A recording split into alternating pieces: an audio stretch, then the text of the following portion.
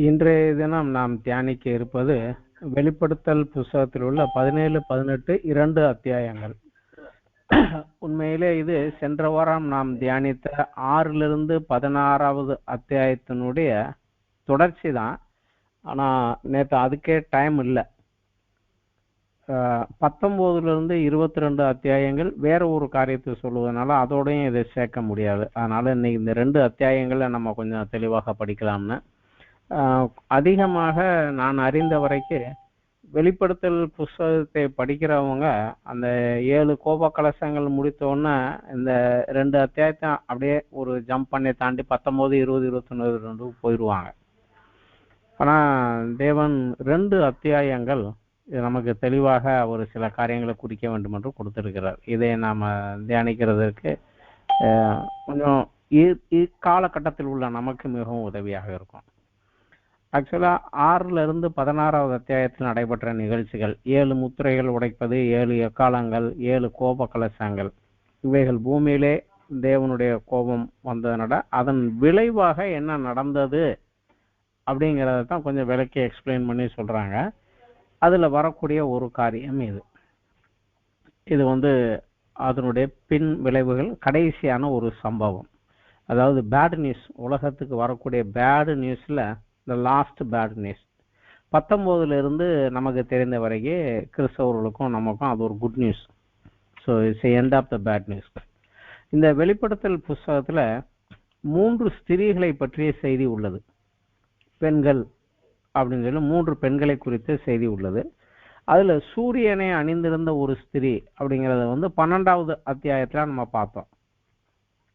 இன்றைக்கு இந்த 17வது அத்தியாயத்துல 7 தலைகளையும் 10 கொம்புகளையும் உடையதும் தூஷணமான நாமங்களால் நிறைந்ததுமான சிவப்பு நிறமுள்ள மிருகத்தின் மேல் ஒரு ஸ்திரீ ஏறி இருக்க கண்டேன் அப்படின்னு யோவான் பார்க்கிறார். அந்த ஸ்திரீயை குறித்து அவர் ஆச்சரியப்பட்டு அதை பார்க்கிற போது அந்த ஸ்திரீயை குறித்த விளக்கங்கள் இதுல கிடைக்குது.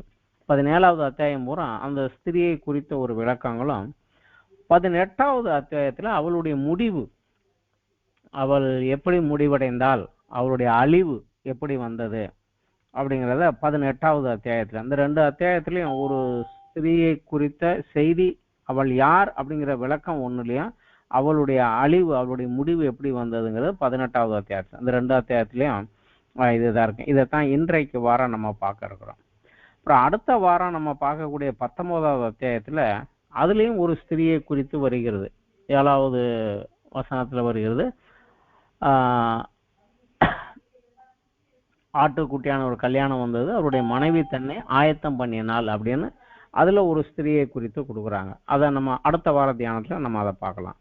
இந்த ஸ்திரீயை குறித்து கொஞ்சம் அதிகமாகவே விளக்கம் இதுல கொடுக்கப்பட்டிருக்கிறத நம்ம பார்க்கலாம். இது ஒரு ஸ்திரியாக இந்த 3 உருவகப்படுத்தி இருந்தாலும் இந்த 3 பேருமே உண்மையான பெண்கள் அல்ல அப்படிங்கிறது நமக்கு நன்றாகவே தெரியும். 12வது அத்தியாயத்துல நம்ம பார்த்த அந்த சூரியனை அணிந்திருந்த பெண் ஒரு குறிப்பிட்ட பிரிவினரை குறிக்கக்கூடிய ஒரு உருவகமாக நம்ம அதுல படிச்சோம். 17, 19 நம்ம பார்க்கக்கூடிய 2 பெண்களுமே இதுல விளக்கம் தெளிவா சொல்லிட்டாங்க. அது 2 பெண்களுமே 2 பட்டணங்கள் பெண்களாக உருவகப்படுத்தி சொல்லப்பட்டிருக்கிறத பார்க்கலாம். இதுல 17வது அத்தியாயம் 1வது வசனமும் 4வது வசனத்திலையும் அந்த ஸ்திரீயை பற்றிய விளக்கம் இதுல கொடுக்கப்படுகிறது. யோவானுக்கு 7 கலசங்களுடைய அந்த 7 தூதரில் ஒருவன் என்னோட பேசி, நீ வா, திரளான தண்ணீர்கள் மேல் உட்கார்ந்திருக்கிற மகா வேசியோட பூமியின் ராஜாக்கள் வேசித்தனம் பண்ணினார்களே, அவளுடைய வேசித்தனமாகிய மதுவால் பூமியின் குடிகளும் வெறி கொண்டிருந்தார்களே, அவளை குறித்து சொல்கிறேன் அப்படிங்கிறார். 4வது வசனத்துல அந்த ஸ்திரீ ரத்தாம்பரமும் சிவப்புமான ஆடையும் தரித்து பொன்னினாலும் ரத்தினங்களினாலும் முத்துக்களினாலும் சிங்கரிக்கப்பட்டு தன் வேசித்தனமாகிய அருவறுப்புகளாலும் அசுத்தத்தாலும் நிறைந்த பொற்பாத்திரத்தை தன் கையிலே பிடித்திருந்தாள் அப்படின்னு அந்த ஸ்திரீயை குறித்து சொல்கிறது. அவளுடைய பேர் என்ன அப்படிங்கிறத 5வது வசனத்துல சொல்றாரு. மேலும் ரகசியம் மகா பாபிலோன், வேசிகளுக்கும் பூமியில் உள்ள அருவறுப்புகளுக்கும் தாய் என்ற நாமம் அவள் நெற்றியில் எழுதியிருந்தது. பாபிலோன் என்று சுருக்கமா கொடுத்துருக்கலாம். ஏன்னா ஓல்ட் டெஸ்ட்மென்ட்ல தேவனுக்கு விரோதமா எழுப்பின அந்த பட்டணத்தை குறித்து அநேக தீர்க்க தரிசனங்கள் முடிவு அழிவெல்லாம் உண்டு.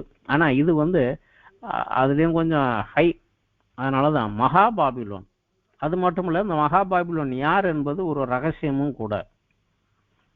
ஆனா இவளுடைய சுபாவம் என்ன? இவள் வேசிகளுக்கும் பூமியில் உள்ள அருவறுப்புகளுக்கும் தாய் அப்படின்னு எழுதி இருக்குது அப்படிங்கிறது. அப்புறம் அதே இதுலயே கடைசியில அந்த ஸ்திரீ யாருங்கிற விளக்கத்தையும் அந்த தூதன் யோவானுக்கு சொல்லிட்டார். 18வது வசனத்துல 18வது வசனத்திலே, நீ கண்ட ஸ்திரியானவள் பூமியின் ராஜாக்கள் மேல் ராஜ்யபாரம் பண்ணுகிற மகா நகரமே ஆகும் அப்படிங்கிறார். அந்த ஸ்திரீ வேற யாரும் கிடையாது, அது ஒரு பெரிய நகரம், மகா நகரம். அது அதுல நல்லா பார்த்தோம்னா ஒரு வித்தியாசம் அதுல நம்ம தெரியல. ராஜாக்கள் தான் ராஜ்யபாரம் பண்ணுவாங்க.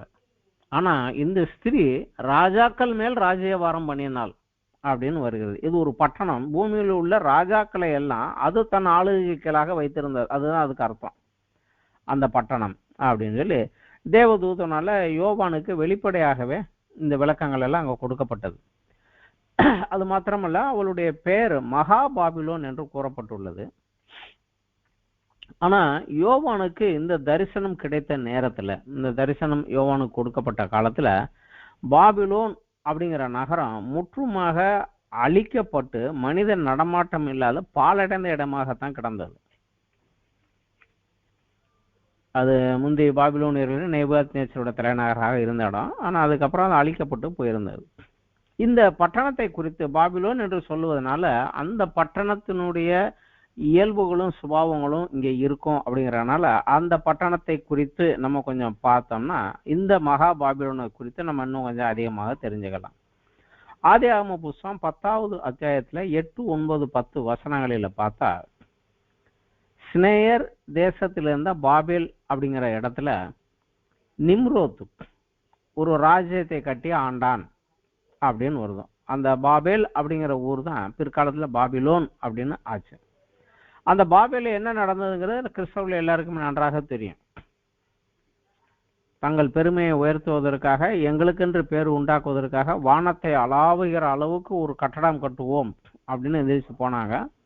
தேவன் அந்த இடத்துல பாஷையை குழப்பினதுனால, பாபேல் அப்படின்னாலே குழப்பம் அப்படின்னு தான் அர்த்தம், பாஷையை குழப்பினதுனால அவர்கள் சிதறுண்டு போனதுனால அந்த கட்டடம் கம்ப்ளீட் ஆகாமலே அவங்க சிதறி போயிட்டாங்க. ஆனா பிற்காலத்துல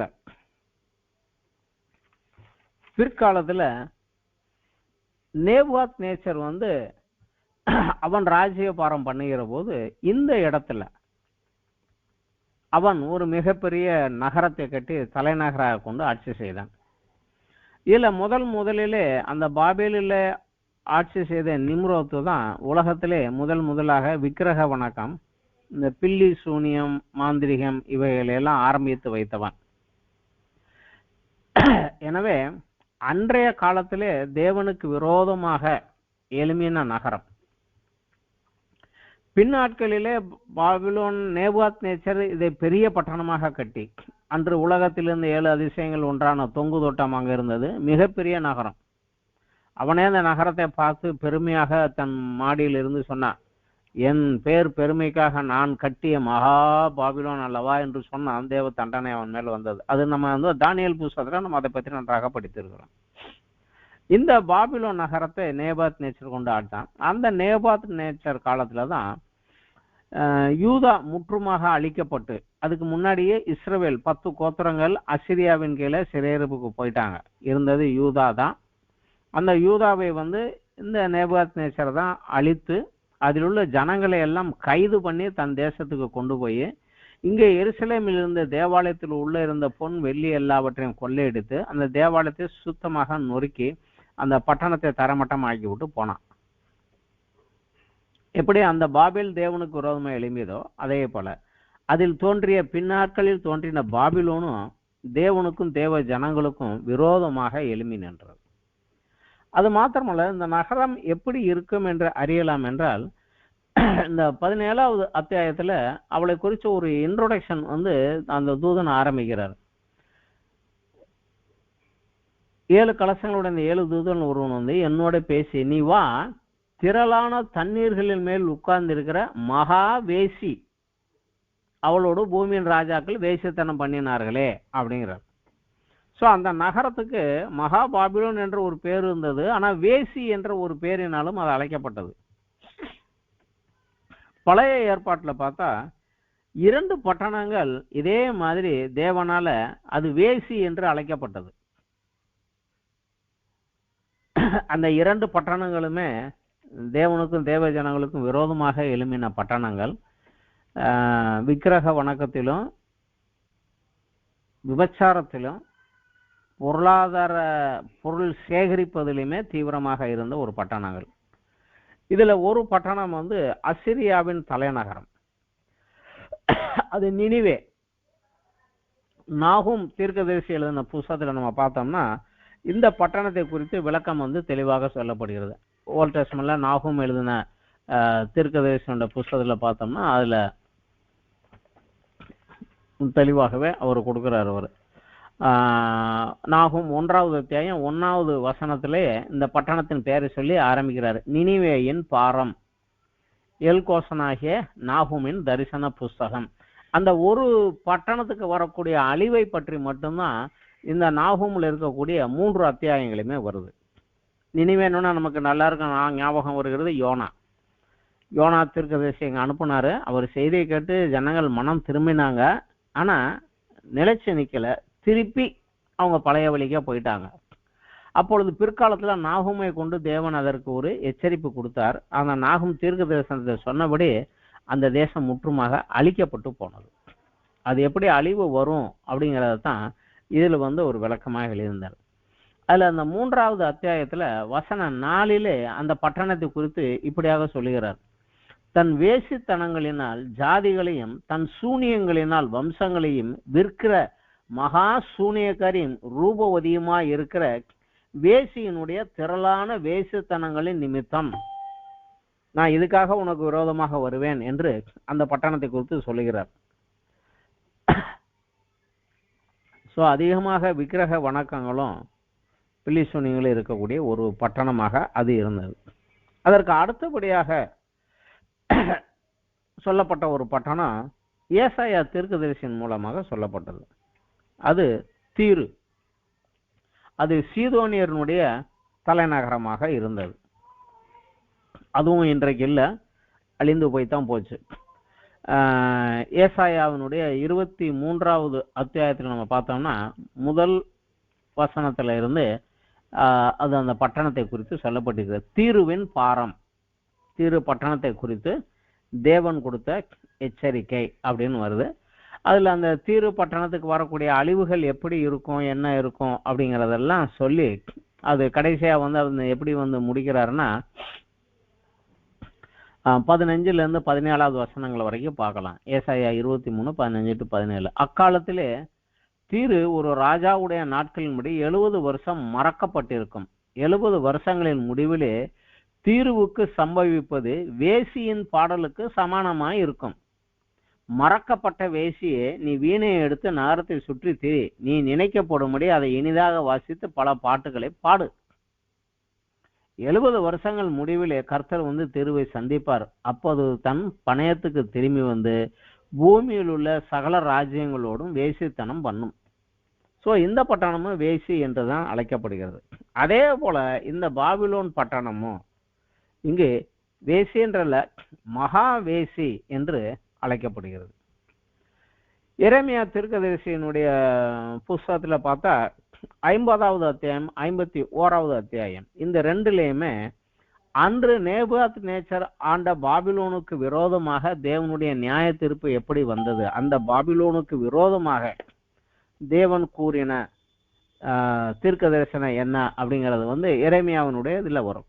அதுல விசேஷமாக எரேமியா 51வது அத்தியாயத்துல சொல்லப்பட்டதை படிச்சா நம்ம வெளிப்படுத்தல் 18வது அத்தியாயத்துல உள்ளதும் அதுவும் கிட்டத்தட்ட 2 ஒண்ணு போலவே இருக்கும். இந்த செய்தியும் அந்த செய்தியும் 2 ஒண்ணு போலவே தான் இருக்கும். அந்த பாபிலோன், அதனாலதான் இந்த பட்டணமும் மகா பாபிலோன் என்று அழைக்கப்படுகிறது. அந்த பட்டணமும் அப்படித்தான் 50வது அத்தியாயம் 2 அத்தியாயங்களில் அதுக்கு விரோதமாக வரக்கூடிய தேவனுடைய நியாய தீர்ப்பை குறித்து சொல்லுகிறார். எரேமியா 50வது அத்தியாயத்துல கர்த்தராகிய தீர்க்கதரிசியாக எரேமியா கொண்டு பாபிலோனுக்கும் கல்தேயர் தேசத்துக்கும் விரோதமாக உரைத்த வசனம் அப்படின்னு சொல்லி வருகிறார். அதுல விசேஷமாக 51வது அத்தியாயத்துல நம்ம சில வசனங்களை மாத்திரம் பார்க்கலாம்.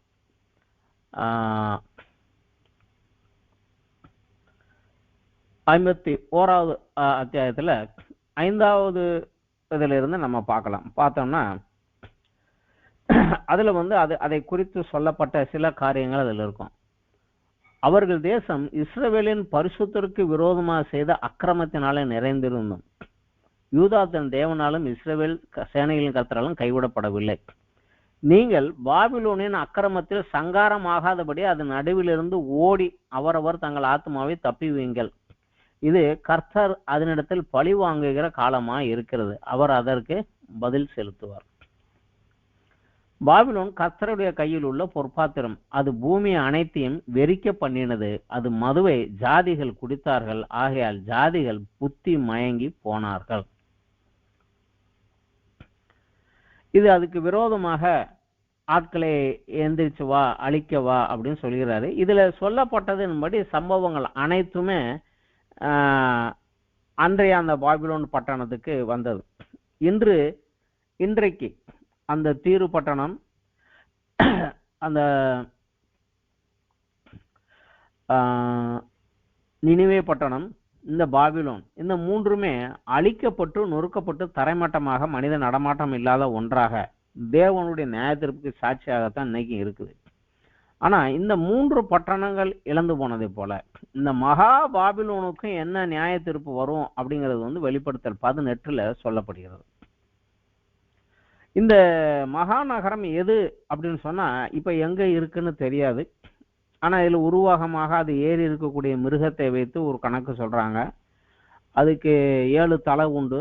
அந்த 7 தலையும் 7 மலைகள் அப்படிங்கிறாங்க. 10 கொம்பு உண்டு. இந்த 10 கொம்பும் 10 ராஜாக்கள் அப்படிங்கிறாங்க. அதை வைத்து ஒரு சிலர் 7 மலைகள் மேல் இருந்தா அந்த காலத்துல இருந்த முக்கியமான பட்டணம் ரோம் தான். ஸோ அந்த ரோம் தான் அப்படின்னு சொல்றாங்க. ஆனா அதுல எளிமையான ராஜாக்கள் எல்லாம் முடிஞ்சு போனாங்க. யூலியஸ்ல இருந்து ஆரம்பிச்சு 10 ராஜாக்கள் வரைக்கும் அவங்க எல்லாம் முடிஞ்சு போயிட்டாங்க. இன்னைக்கு அந்த ரோம் ஒரு இதாக கிடையாது. ஆனா அதே போல ஒரு பட்டணம் எங்கேயோ ஒரு இடத்துல எழும்பும். அந்த பட்டணம் எப்படி இருக்கும் அப்படின்னா, இது பூமியின் ராஜாக்கள் மேல் ராஜ்யபாரம் பண்ணுகிற மகா நகரம் அப்படின்னு சொல்லப்பட்டிருக்குது. 1ஆம் நூற்றாண்டில இருந்த ஜனங்களுக்கு இதை வாசிக்கிற போது ராஜாக்கள் மேல ராஜ்யபாரம் பண்ணுகிற ஒரு பட்டணம், பூமியில் உள்ள எல்லா ராஜாக்களையும் அப்படிங்கிறது புரியாம இருந்திருக்கலாம். ஆனா இன்றைக்கு காலகட்டத்தில் இருக்கிற நமக்கு இதனுடைய அர்த்தம் சரியாக நன்றாகவே தெரியும். ஏன்னா இன்றைக்கு நம்ம பார்த்துக்கிட்டு இருக்கிறோம். இந்த கார்ப்பரேட் கம்பெனியோடைய அதிபதிகள், ஓனர்ஸ் தான் அரசியல்வாதிகளை தங்கள் கை கீழாக வைத்து அவர்கள் மூலமாக இன்னைக்கு தேசத்தை ஆண்டு கொண்டு இருக்கிறார்கள். அவர்களுக்கு வசதியாக சட்ட திட்டங்கள் எல்லாம் மாற்றப்படுகிறது, புரட்டப்படுகிறது. அவர்கள் வசதிக்காக கீழ்மட்டத்திலிருந்து நடுத்தர வர்க்கத்திலிருந்து இருக்கக்கூடிய எல்லாருமே ஒடுக்கப்பட்டு இவங்க வசதிக்காக பொருளாதாரத்தை அந்த ஐஸ்வர்யத்தை சேர்க்கறதுலையும் இவங்க லாபத்தை சம்பாதிக்கிறதுலையும் போய்கிட்டு இருக்குது. நம்ம பார்க்குறோம். இது இன்றைக்கு இந்த முழு உலக அளவிலே எடுத்துக்கொண்டா ஒரு சாதாரணமாக ஒரு குறிப்பு சொல்கிறாங்க. ஒரு 300 கார்ப்பரேட் கம்பெனிஸ் இருக்குது.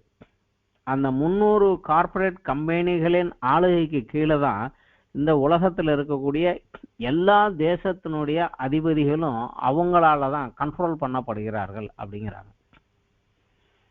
ஒரு சுருக்கமா சொன்னோம்னா இது ஒரு எக்கனாமிக் சென்டர்ஸ் போல ஒரு பெரிய பட்டணம், பொருளாதாரத்துல எக்கனாமிக்ல மேல வரக்கூடிய ஒரு பட்டணம். அதனுடைய ஆளுகை கீழாகத்தான் உலக அளவில் எல்லா தேசங்களும் இருக்கும். இது ஒரு காலத்துல யூரோப்பியன் எக்கனாமிக் கவுன்சில சொன்னாங்க. ஏன்னா அதுதான் முழு உலகத்திலையும் வேர்ல்டு பேங்க் அப்படின்னு பணம் கொடுத்து பணத்தினாலே எல்லாத்தையும் கண்ட்ரோல்ல வச்சுட்டு அவங்க சொல்றபடிதான் நாட்டில் சட்டம் போடணும்னு கொண்டு வர்றாங்க. ஆனா அதுல 10 ராஜாக்கள் இருக்கிறாங்களான்னா 10 தேசம் இருந்தது அப்படின்னு ஒரு கதை சொன்னாங்க. ஆனா இன்னைக்கு அதுக்கு அர்த்தத்தை இன்னும் கொஞ்சம் மாத்துறாங்க. ஏன்னா யூரோப்பியன் எக்கனாமிக் கவுன்சில் இன்றைக்கு அவ்வளோ பவர்ஃபுல்லாக இல்லை. ஆனால் அந்த மகா பாபிலோனுங்கிறது வந்து ஒரு பட்டணம் எழும்பும், ராஜாக்கள் எல்லாம் அதனுடைய கண்ட்ரோலில் இருப்பாங்க, அது எழும்பும் அப்படிங்கிறாங்க. இப்போ எழும்பிக்கொண்டே இருக்கிறது, நமக்கு இன்னும் சரியாக அவ்வளோ சரியாக எதுன்னு தெரியல. இப்போ G20 தான் அது அப்படிங்கிறாங்க. இதில் அந்தந்த காலகட்டத்தில் நடக்கிறத வைத்து ஆளுக்கு ஒன்று சொல்கிறாங்க. பட் எது கரெக்டு சரிங்கிறது நமக்கு தெரியாது. ஆனால் தேவனால் இதுவைகள் எல்லாமே முன்கூடியே இது இப்படித்தான் நடக்கும் என்று சொல்லி நமக்கு எச்சரிக்கையாக அறிவுறுத்தப்பட்டது. இது நம்ம சில எச்சரிக்கையாக இருக்க முடியாத சில காரியங்களுக்காக சொல்லப்பட்டது. இன்றைக்கு அவளுக்கு அந்த அளவுக்கு மேலே வருவதற்கு உதவியாக இருந்தது யார் அப்படின்னா, இந்த 17வது அத்தியாயத்திலே 3வது வசனத்திலே நம்ம பார்க்கிறோம். அவள் ஏறி இருந்த ஒரு மிருகம். யோவான் வந்து ஆவிக்குள் என்னை வனாந்தரத்துக்கு கொண்டு போனான். அப்பொழுது 7 தலைகளையும் 10 கொம்புகளையும் உடையதும் தூசணமான நாமங்களை நிறைந்ததுமான சிவப்பு நிறமுள்ள ஒரு மிருகத்தின் மேல் ஒரு ஸ்திரீ ஏறி இருக்க கண்டேன்கிறார். அந்த மிருகம்தான் இவளை வந்து மேல் எழும்புவதற்கு உதவியாக இருந்தது. அப்போது அந்த தூதன் சொல்லுகிறார் 7வது வசனத்துல, அந்த தூதன் என்னை நோக்கி, ஏன் ஆச்சரியப்படுகிறாய்? இந்த சிறுனுடைய ரகசியத்தையும் 7 தலைகளையும் 10 கொம்புகளுடைய இவளை சுமக்கிற மிருகத்தினுடைய ரகசியத்தை உனக்கு சொல்லுகிறேன் அப்படிங்கிறார். நீ கண்ட மிருகம் முன்னே இருந்தது, இப்போது இல்லை. அதை பாதாளத்தில் ஏறி வந்து நாசமடைய போகிறது. உலக தோற்றம் முதல் ஜீவ புஸ்தகத்தில் பேரெழுதப்பட்டிராத பூமியின் குடிகள் இருந்ததும் இராமற் போனதும் இனி இருப்பதுமாய் இருக்கிற மிருகத்தை பார்த்து ஆச்சரியப்படுவார்கள். ஞானமுள்ள மனமது. அந்த 7 தலைகளும் அந்த சிறி உட்கார்ந்து இருக்கிற 7 மலைகளாம். அவைகள் 7 ராஜாக்களாம். இவர்கள் 5 பேர் விழுந்தார்கள், ஒருவன் இருக்கிறான், மற்றவன் இன்னும் வரவில்லை. வரும்போது அவன் கொஞ்ச காலம் தரித்து இருக்க வேண்டும் அப்படிங்கிறான். அது சொல்லிட்டே இருந்ததும் இராவதும் ஆகிய மிருகமே 8வதானவன் அவ்வேளிலிருந்து தோன்றுகிறவனும் நாசமடைய போகிறவனாய் இருக்கிறான். ஆனால் நீ கண்ட 10 கொம்புகளும் 10 ராஜாக்களாம். இன்னும் அவர்கள் ராஜ்யம் பெறவில்லை. அவர்கள் மிருகத்தோட கூட 1 மணி நேரம் அளவும், அதாவது குறைஞ்ச காலம்தான். ராஜாக்கள் போல அதிகாரம் பெற்றுக் கொள்கிறார்கள். இவர்கள் ஒரே யோசனை உள்ளவர்கள், தங்கள் வல்லமையையும் அதிகாரத்தையும் மிருகத்திற்கு கொடுப்பார்கள். இந்த மிருகம் யாரு அப்படிங்கிறத வந்து நம்ம இதுக்கு முன்னாடியே ஒரு அத்தியாயத்துல நம்ம படித்திருக்கிறோம். 13வது அத்தியாயத்துல, வெளிப்படுத்தல் 13ல யோவான் கடற்கரை மணலில் நிற்கிறேன். சமுத்திரத்திலிருந்து ஒரு மிருகம் ஏறி வர கண்டேன். அதுக்கு 7 தலைகளும் 10 கொம்புகளும் இருந்தது. அந்த 10 கொம்புகளின் மேலும் 10 முடிகளும் அதன் தலைகளின் மேல் தூஷணமான நாமமும் இருந்தது அப்படின்னு சொல்றாங்க. ஸோ நம்ம அதுலேயே அந்த மிருகத்துக்குரிய விளக்கம் என்ன அப்படின்னு பார்த்துட்டோம். அதுதான் அந்தி கிறிஸ்து. அந்த மிருகத்துக்கு வந்து உருவாகமாக சொன்னப்பட்டது அந்தி கிறிஸ்துவத்தை அப்படி சொல்லப்படுகிறார்கள் அப்படின்னாங்க. ஸோ அந்தி கிறிஸ்துவனுடைய உதவியினால உலகத்தினுடைய ராஜாக்களை எல்லாம் கொண்டு வந்து இந்த ஒரு கார்பரேட் ஒரு மீடியா உலகத்தை எல்லாம் ஆளுகைக்கு மேலே கொண்டு வந்துகிட்டு இருக்கோம்.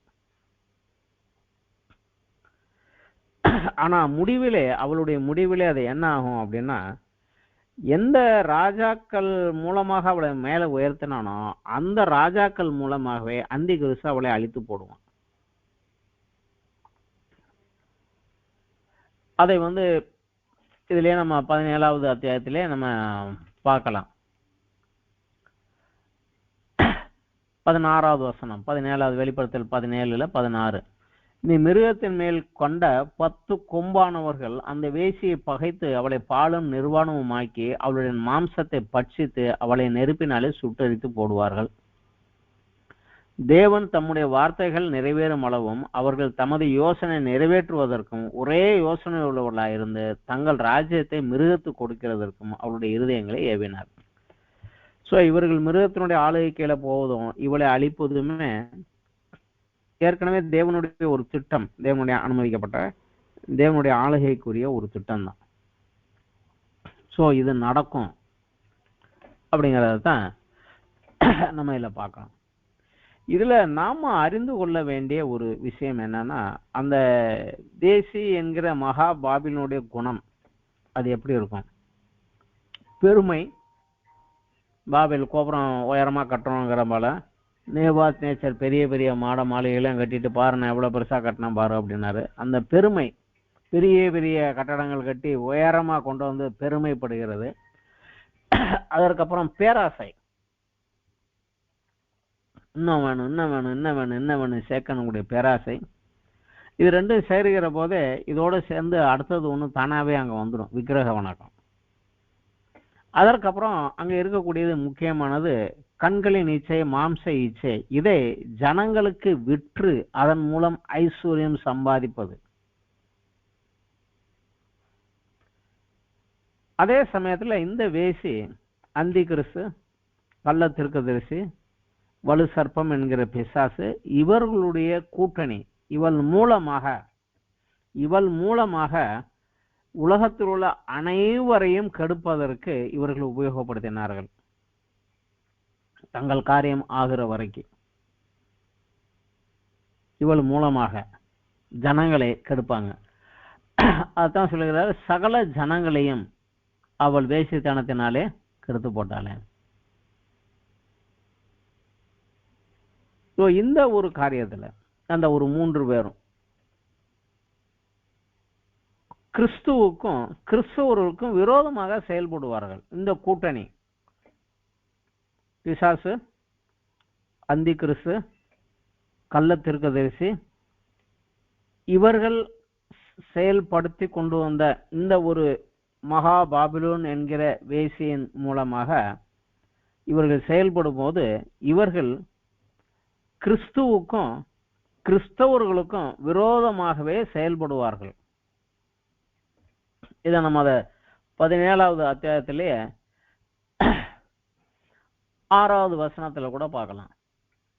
அந்த ஸ்திரீ பரிசுத்தவான்களின் இரத்தத்தினாலும் இயேசுவினுடைய சாட்சிகளின் இரத்தத்தினாலும் வெறி கொண்டிருக்கிறதை கண்டேன், அவளை கண்டு நான் மிகவும் ஆச்சரியப்பட்டேன் அப்படிங்கிற. அது மாத்திரமல்ல, 14வது வசனத்துல இவர்கள் ஆட்டுக்குட்டியானவருடனே யுத்தம் பண்ணுவார்கள். பரிசுத்தவான்களை எல்லாம் அழிப்பாங்க, இயேசுனுடைய சாட்சி உடையவர்களை அழித்து கொன்று இரத்த சாட்சிகளாக கொலை பண்ணிக்கிட்டு இருப்பாங்க. அதே சமயத்துல கிறிஸ்துவுக்கு விரோதமாக அவர்கள் யுத்தம் பண்ணுவார்கள். இந்த 14வது வசனத்துல ஆட்டுக்குட்டியானவரோட யுத்தம் பண்ணுவார்கள்னு போட்டிருக்குது. ஆனா இந்த யுத்தத்தை நம்ம இதுக்கு முந்தின அத்தியாயத்திலே 16வது அத்தியாயத்திலே 14வது வசனத்திலே நம்ம படிச்சிட்டோம். 16வது அத்தியாயத்திலே 6ஆம் தூதன் தன் கலசத்தில் உள்ளது ஐபிரத்து பெரிய நதியில் ஊற்றினான். அப்பொழுது சூரியன் உதிக்கும் திசையிலிருந்து வரும் ராஜாக்களுக்கு வழி ஆயத்தமாகும்படி அந்த நதியின் தண்ணீர் வற்றி போயிற்று. அப்போது வலு சர்ப்பத்தின் வாயிலும் மிருகத்தின் வாயிலும் கள்ளத்தீர்க்கதரிசியின் வாயிலிருந்து தவளைகளுக்கு ஒப்பான 3 அசுத்தாவிகள் புறப்பட்டு வர கண்டேன். அவைகள் அற்புதங்களை செய்கிற பிசாசுகளின் ஆவிகள். அவைகள் பூலோகம் எங்கும் உள்ள ராஜாக்களை சர்வ வல்லமையுடைய தேவனுடைய மகா நாளில் நடக்கும் யுத்தத்திற்கு கூட்டி சேர்க்கும்படிக்கு புறப்பட்டு போகிறது. தேவனுக்கு விரோதமாக யுத்தம் முன்னாடியே கூட்டி வந்தது. அதுதான் இங்கேயும் சொல்றாங்க, அவர்கள் ஆட்டுக்குட்டியானவருடைய யுத்தம் பண்ணுவார்கள். ஆனா ரிசல்ட் என்ன அப்படின்னா, ஆட்டுக்குட்டியானவர் அவர்களை ஜெயிப்பார். ஏனென்றால் அவர் கர்த்தாதி கர்த்தரும் ராஜாதி ராஜாவும் ஆயிருக்கிறதுனால அவர் அவர்களை ஜெயிப்பார் அப்படின்னு கொடுத்துருக்கு. இதுல நமக்கு கொடுக்கப்பட்ட ஒரு செய்தி, ஒரு சின்ன ஒரு ஹிண்ட் இதுல கொடுக்குறாங்க. அவரோடு கூட இருக்கிறவர்கள் அழைக்கப்பட்டவர்களும் தெரிந்து கொள்ளப்பட்டவர்களும் உண்மை உள்ளவர்களுமாய் இருக்கிறார்கள். மத்தேயு சுவிசேஷத்துல 22வது அத்தியாயத்துல 14வது அத்தியாயத்துல இயேசு கிறிஸ்து சொல்கிறார், அழைக்கப்பட்டவர்கள் அநேகர், தெரிந்து கொள்ளப்பட்டவர்கள் சிலர் அப்படிங்கிறார். திராட்சை தோட்டத்துல வேலைக்காக எஜமான் காலையில ஒரு குரூப் அனுப்பினா, அப்புறம் அடுத்து 2வது குரூப் அனுப்பினா, 3வது ஒரு குரூப் அனுப்பினா, கடைசி 1 மணி நேரத்துக்கு முன்னாடி ஒரு குரூப்பை கூட்டி கொண்டு போய் வேலையை கொண்டு போய் சேர்த்தாங்க. அவங்களுக்கெல்லாம் கூலிகள் கொடுத்து அனுப்புகிற போது கடைசியாக முடிக்கிற போது அந்த எஜமான் இப்படி சொல்கிறார், அழைக்கப்பட்டவர்கள் அநேகர், தெரிந்து கொள்ளப்பட்டவர்கள் சிலர். இது தேவனுடைய பண்ணையிலே ஊழியம் செய்ய முடியாத அவருடைய தேவ ராஜ்யத்தை கட்டுகிற பணியிலே பங்கு பெறும்படியாக அழைக்கப்பட்ட ஊழியக்காரர்களுக்கு ஊமையாக ஒரு சொல்லப்பட்டது ஒரு காதை. ஆனா அந்த அழைக்கப்பட்டவர்கள் தெரிந்து கொள்ளப்பட்டவர்களே முக்கியமான ஒரு பாயிண்ட் இங்க கொடுக்குறாங்க. அவங்க அழைக்கப்பட்டவர்கள் தெரிந்து கொள்ளப்பட்டவர்கள் மாத்திரமல்ல, உண்மை உள்ளவர்களுமாய் இருந்தார்கள் கிறிஸ்துவுக்கு. நீங்க அழைக்கப்பட்டவர்களும் தெரிந்து கொள்ளப்பட்டவர்களிலும் ஒரு கூட்டம் உண்மை உள்ளவர்களாக இருக்க மாட்டாங்க. ஒரு சிலர் தான் உண்மை உள்ளவர்களாக இருப்பாங்க அப்படின்னு சொல்லுகிறார். அது யார் அந்த உண்மை உள்ளவர்களாக இருந்தாங்க அப்படிங்கிறதுக்கு இதே புஸ்தகத்திலே 12வது அத்தியாயத்துல 11வது வசனத்துல அவர்களை குறித்து ஒரு குறிப்பும் இருக்குது. மரணம் நேரிடுகிறதா இருந்தாலும் அதற்கு தப்பும்படி தங்கள் ஜீவனையும் பாராமல் ஆட்டுக்குட்டியின் ரத்தத்தினாலும் தங்கள் சாட்சியின் வசனத்தினாலும் அவனை ஜெயித்தார்கள் அப்படின்னு வருது. அதுக்கு மேல பிசாசு பூமிக்கு இறங்கினா அவன் ஜனங்களுக்கு விரோதமாக வந்தான், ஆனா இவங்க அவனை ஜெயித்தாங்க அப்படின்னு சொல்லப்பட்டிருக்கு. இந்த ஜெயித்தவர்களை குறித்து யோவான் சுவிசேஷத்துல கூட யோவான் சொல்லுகிறார். 1 யோவானிலே 2வது அத்தியாயத்துல நம்ம பார்த்தோம்னா 1 யோவான் 2வது அத்தியாயத்துல 14வது வசனம் 15 16 பிதாக்களே, ஆதி முதல் இருக்கிறவன் நீங்கள் அறிந்திருக்கிறனால் உங்களுக்கு எழுதியிருக்கிறேன். வாலிபரே, நீங்கள் பலவான்களாய் இருக்கிறதுனாலும் தேவ வசனம் உங்கள் நிலைத்திருக்கிறனாலும் நீங்கள் பொல்லாங்கனை ஜெயித்ததினாலும் உங்களுக்கு எழுதியிருக்கிறேன். அவங்க எப்படி ஜெயித்தாங்களா? உலகத்திலும் உலகத்தில் உள்ளவையிலும் அன்பு கூறாதிருங்கள். ஒருவன் உலகத்தில் அன்பு கூர்ந்தால் அவனிடத்தில் பிதாவின் அன்பில்லை. ஏனெனில் மாம்சத்தின் இச்சையும் கண்களின் இச்சையும் ஜீவனத்தின் பெருமையுமாகிய உலகத்தில் உள்ளவைகள் எல்லாம் பிசாசினால் உண்டானவைகள். அவைகள் உலகத்தினால் உண்டானவைகள் அல்ல. உலகமும் அதன் இச்சையும் ஒளிந்து போகும். தேவனுடைய சித்தத்தின்படி செய்கிறவனே என்றென்றைக்கு நிலைத்திருப்பான். சொல்லிடத்தான் பின்னாடி சொல்றாரு, பிள்ளைகளே, இது கடைசி காலமாக இருக்கிறது. அந்திகிறிஸ்து வருகிறான் என்று நீங்கள் கேள்விப்பட்டபடி இப்பொழுது அநேக அந்திகிறிஸ்துகள் இருக்கிறார்கள். அதனால இது கடைசி காலம் என்று அறிவோம் அப்படிங்கிறார் அவர். இன்றைக்கு அந்த மகா பாபிலோனை போல எழும்பக்கூடிய மிக மிக மிக பெரிய தொழில் அதிபர்கள் அநேகர் எழும்பி கொண்டு இருக்கிறாங்க. ஆனா இவங்களை குறித்து தேவனும் இயேசு கிறிஸ்துவும் நமக்கு ஒரு எச்சரிப்பும் கொடுத்திருக்கிறார். லூக்கா சுவிசேஷத்துல 16வது அத்தியாயத்துல 13வது வசனத்துல நமக்கு ஒரு சின்ன குறிப்பு ஒன்று கொடுக்கிறார். அதுல ஒரு எஜமான் ஒரு உக்ரானக்காரன் அவனை குறித்து ஒரு உவமையை சொல்லுகிறார். அந்த உக்ரானக்காரன் உவமையை குறித்து சொல்லிக்கிட்டு கடைசியில் முடிக்கிற போது, கடைசியாக அதை முடிக்கிற போது, எந்த ஊழியக்காரனும் 2 எஜமான்களுக்கு ஊழியம் செய்யக்கூடாது. ஒருவனை பகைத்து மற்றவனை சிநேகிப்பான், அல்லது ஒருவனை பற்றி கொண்டு மற்றவனை அசட்டி பண்ணுவான். தேவனுக்கும் உலக பொருளுக்கும் ஊழியம் செய்ய உங்களாலே கூடாது. இன்றைக்கு அந்த முழு உலகத்துலதான் அந்த எந்திரித்து கொண்டே இருக்கிறது. அதனுடைய இழுப்புண்டு இப்படித்தான் எல்லாரும் இருப்பாங்க, இப்படித்தான் இருப்பாங்க, இது போலதான் வாழ வேண்டும் என்கிற ஒரு ஐஸ்வர்ய மயக்கத்திலையும் நம்ம மேலே ஏறி போயிடக்கூடாது. இதுல நமக்கும் ஒரு எச்சரிப்பையும் இதிலேயே தேவன் நமக்கு கொடுக்கிறார். இந்த வெளிப்படுத்தல் சுவிசேஷத்துல வெளிப்படுத்தல் நிறுவத்துல 18வது அத்தியாயத்துல அந்த ஸ்திரீக்கு வரக்கூடிய அழிவுகள் வருகிறது அப்படிங்கிற போது 3வது வசனத்தை சொல்லுகிறார். அவருடைய வேசித்தனத்தின் உக்கிரமான மதுவை எல்லா ஜாதிகளும் குடித்தார்கள். பூமியின் ராஜாக்கள் அவளோட வேசித்தனம் பண்ணினார்கள். பூமியின் வர்த்தகர்கள் அவளுடைய செல்வ பெருக்கின் மீதியினாலே ஐஸ்வர்யன்கள் ஆனார் என்று விளம்பினான். பின்பு வேறொரு சத்தம் வானத்திலிருந்து உண்டாக கேட்டேன். அது சொன்னது, என் ஜனங்களே, நீங்கள் அவளுடைய பாவங்களுக்கு உட்படாமலும் அவளுக்கு நேரிடும் வாதைகளில் அகப்படாமலும் இருக்கும்படி அவளை விட்டு வெளியே வாருங்கள். ஸோ அந்த கடைசியில கூட ஆண்டவர் எச்சரிப்பை கொடுக்கிறாரு.